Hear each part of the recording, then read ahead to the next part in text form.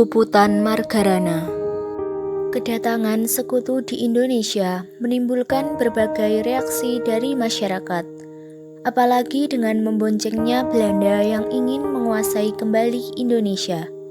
Hal ini mengakibatkan berbagai upaya penentangan dan perlawanan dari masyarakat.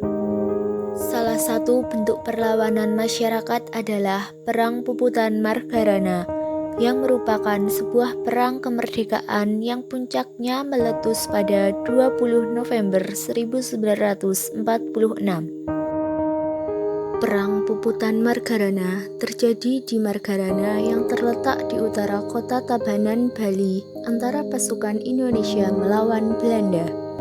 Pasukan Indonesia dipimpin oleh Kepala Divisi Sunda Kecil, Letkol I Gusti Ngurah Rai, yang membawai pasukan Ciung Wanara.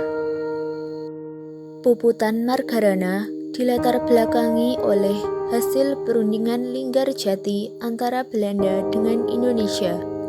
Salah satu isi hasil perundingan Linggarjati adalah Belanda mengakui secara de facto Republik Indonesia dengan wilayah kekuasaan meliputi Jawa, Sumatera, dan Madura. Setelah itu, Belanda harus meninggalkan daerah de facto paling lambat 1 Januari 1946. Itu artinya Bali tidak termasuk ke dalam bagian Republik Indonesia. Hal itu melukai hati rakyat Bali yang kemudian memicu perlawanan. Selain itu, Perang Puputan Margarana juga dipicu oleh penolakan Letkol I Gusti Ngurah Rai yang saat itu menjadi Kepala Divisi Sunda Kecil terhadap Belanda untuk mendirikan Negara Indonesia Timur atau NIT. Pada tanggal 2 dan 3 Maret 1946, Belanda mendaratkan sekitar 2.000 pasukannya di Bali. Tujuan Belanda adalah ingin menyatukan Bali dengan wilayah negara Indonesia Timur lainnya. Di saat yang sama, Letkol I Gusti Ngurah Rai sedang berada di Yogyakarta untuk melakukan konsultasi dengan markas besar TRI. Belanda kemudian membujuk I Gusti Ngurah Rai supaya bersedia bekerja sama membentuk NIT. Namun ajakan tersebut ditolak dengan tegas oleh I Gusti Ngurah Rai. Bahkan ia bertekad melakukan perlawanan terhadap Belanda. Sebelumnya, I Gusti Ngurah Rai sempat mencium pergerakan Belanda dan langsung memindahkan pasukannya ke Desa Marga. Mereka menyusuri wilayah ujung timur Pulau Bali termasuk melintasi Gunung Agung.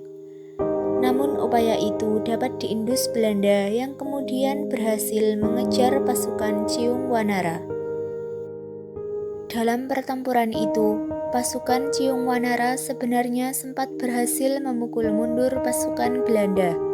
Namun ternyata pertempuran belum selesai, sebab bala bantuan pasukan Belanda datang dengan jumlah yang lebih besar. Tidak hanya itu, mereka juga dilengkapi dengan persenjataan yang lebih modern, termasuk pesawat tempur. Situasi akhirnya berbalik. Pasukan I Gusti Ngurah Rai justru terdesak karena kekuatan pasukan yang tidak seimbang. Menjelang malam, pertempuran tak kunjung usai. Pasukan Belanda kian brutal menyerbu pasukan Ciung Wanara dengan meriam dan bom dari pesawat tempur.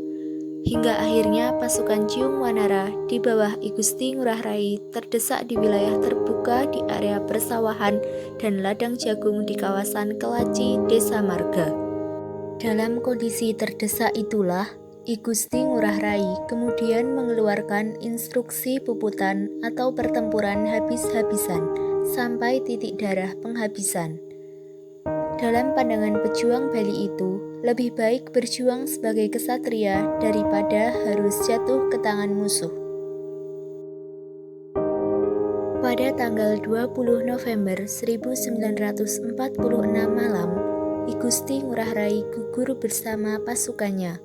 Peristiwa itu kemudian dicatat sebagai peristiwa Puputan Margarana, sebuah sejarah penting tonggak perjuangan rakyat Indonesia.